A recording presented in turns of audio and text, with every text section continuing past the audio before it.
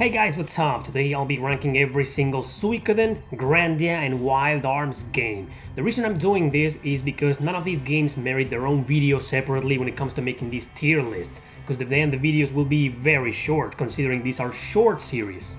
And I know what you're thinking, didn't you already rank Suikoden and Wild Arms from worst to best? Well, those were more like top 5s. The format of the video was just different and I only ranked the main series. This time I'm including the spin-offs and I haven't done a tier list, a proper tier list with this series. That's the reason I'm doing this again. Okay, we're gonna start with Suikoden, which is my favorite RPG series of all time. And I'm not gonna rank the Japan-only titles because, for example, there's the PSP game, the last one that we never got. It is in fully fan translated. I played so little of it because I couldn't understand it, so I can't exactly rank a game like that. And the Suikoden games, which are 2 on the PlayStation, fully fan translated, I just want to say that they're pretty darn good. I will give them a B, actually, because they're pretty darn decent.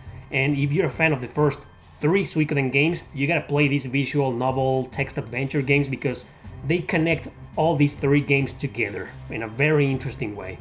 First on the list we've got the very first Suikoden ever made. This is a game I've praised to death in this channel. I've seen people saying it's not one of the greatest Suikoden titles. I kind of disagree. Sure, it's no masterpiece, but there's only one thing preventing this excellent game from being on the S tier. Only one thing, in my opinion.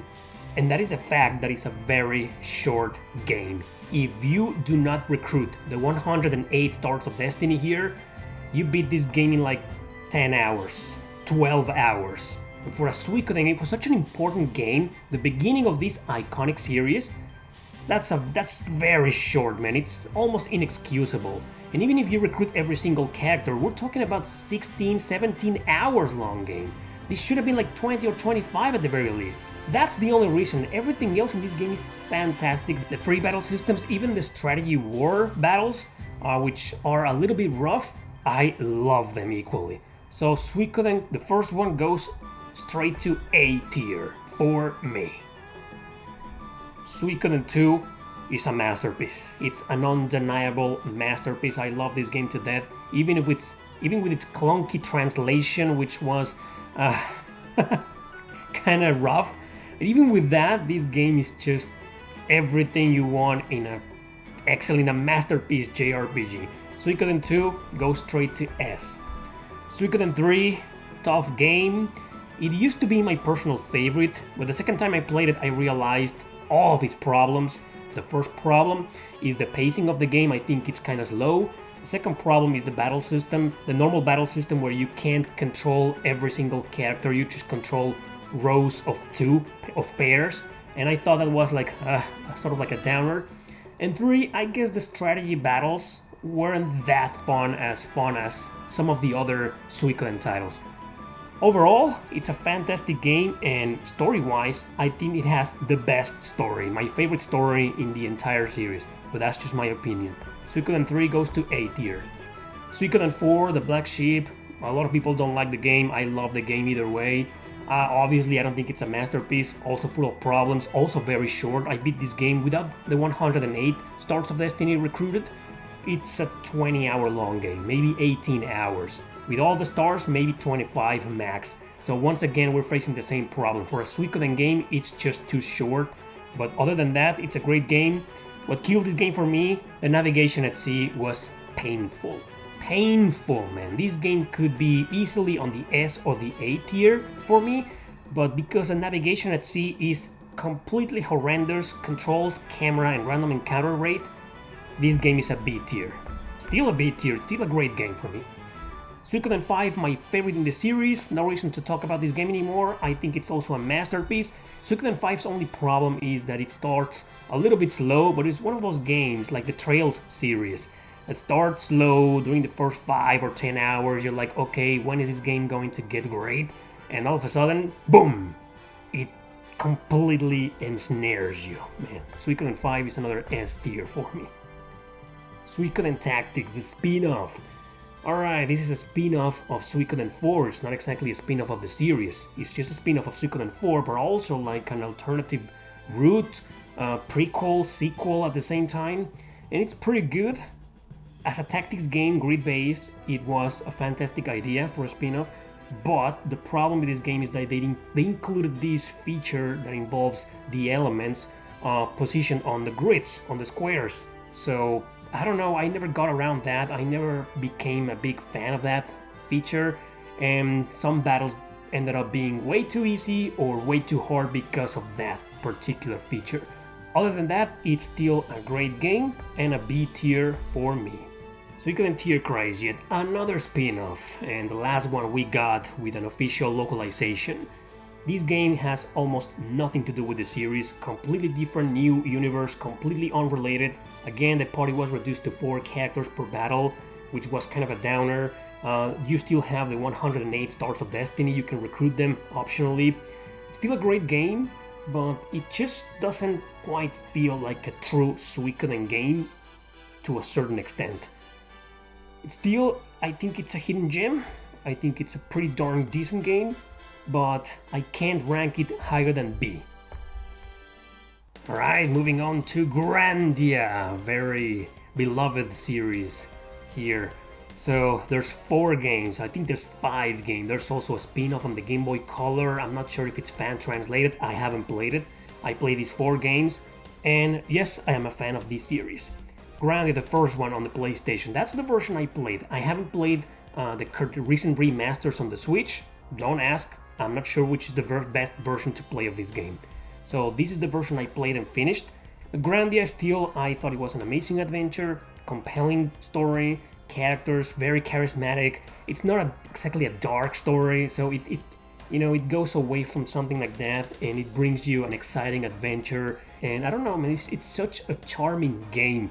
But gameplay-wise, the gameplay mechanics, the navigation, the camera, and the battle system are a little bit rough compared to the other games. So just because of that, Grandia cannot be higher of B for me. I still think it's a great game. It's just no masterpiece for my taste, but that's just my opinion. Moving on to Grandia 2. This is the PlayStation 2 version. I know the Dreamcast version is the best one to play, and honestly I agree, but the one I finished and the one I'm gonna rank is the PlayStation 2 version, which is actually a little bit of a troublesome game.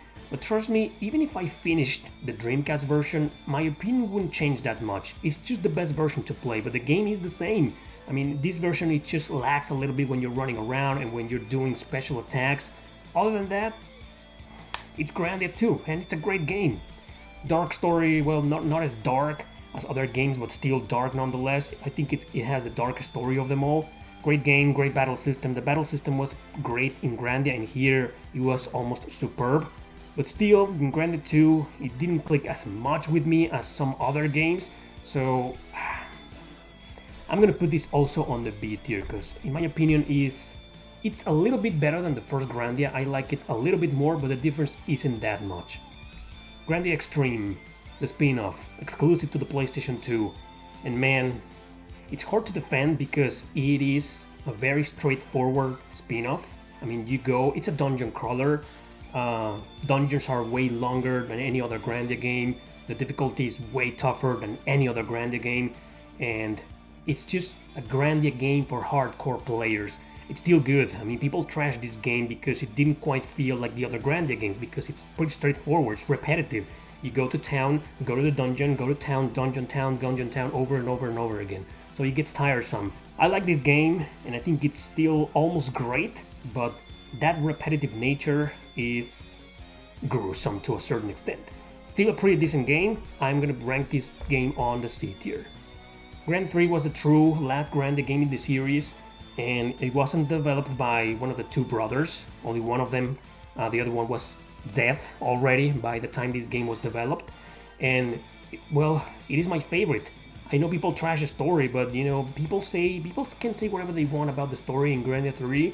I found the story to be as good, as decent as any other JRPG, and most of the complaints about it can be easily said in every other JRPG in existence, and I'm not kidding. It has every cliche in the book, just like Grandia 1, for example. So Grandia 3, gameplay-wise, forget about the story. Gameplay-wise, music, graphics, everything is, in my opinion, far superior to the other Grandia games. Maybe it's the weakest story in the series, but everything else, I liked it a hell of a lot more. Grandia is a straight A for me. Moving on to Wild Arms. There's 6 games, 5 main titles, and a spin-off on the PSP. The first Wild Arms, the PlayStation 1 version, that's the one I played and finished. I did play the remake on the PlayStation 2, but I never got any far into it. All I can say, I can vouch for it. It's a pretty decent remake, as a matter of fact, but I never finished it. This is the version I'm ranking. I really enjoyed this game, but I don't know, for some reason it didn't click that much with me. I don't think it's a masterpiece.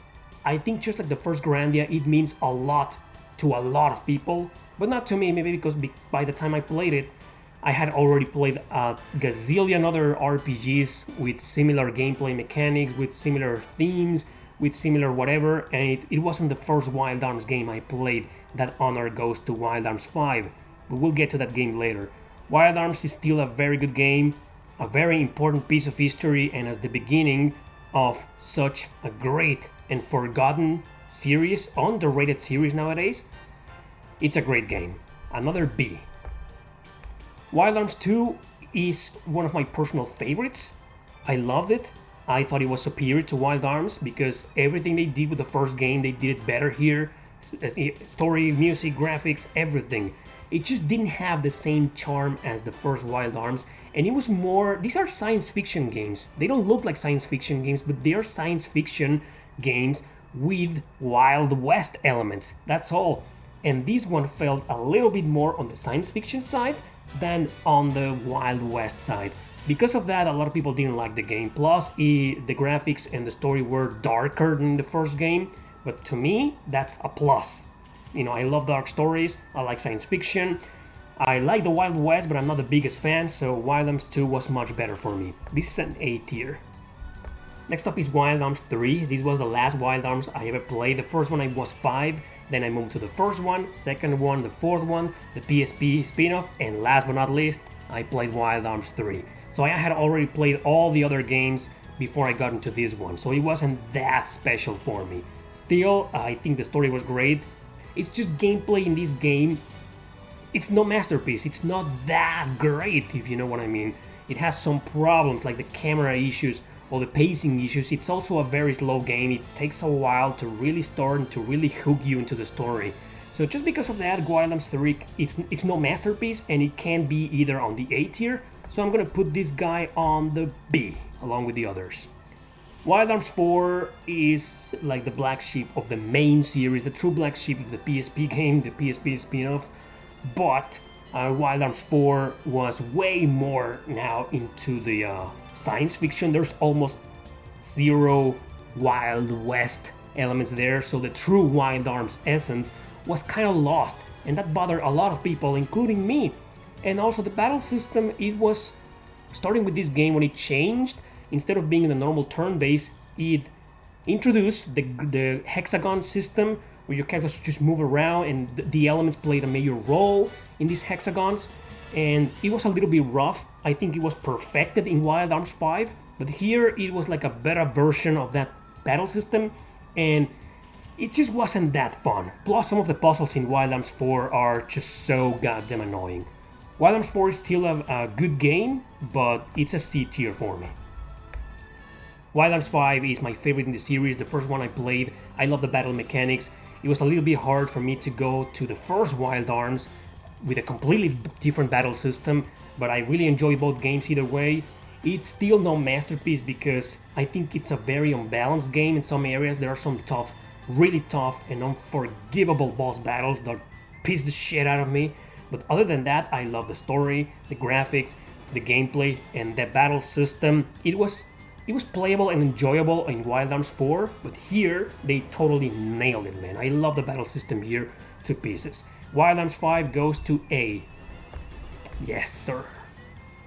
Last but not least, Wild Arms Crossfire, also known as Wild Arms XF.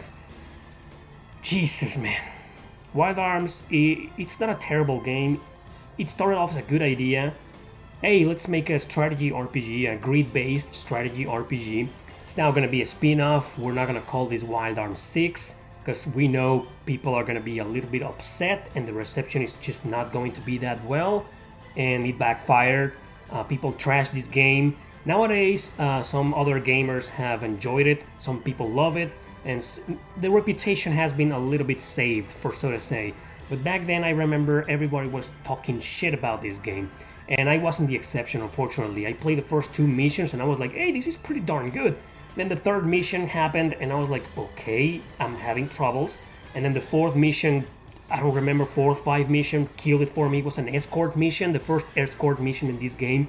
And you know how escort missions are in most JRPGs? They tend to piss the crap out of you. Well, I don't even know how they can't make them more friendly or more playable, and that killed the game for me.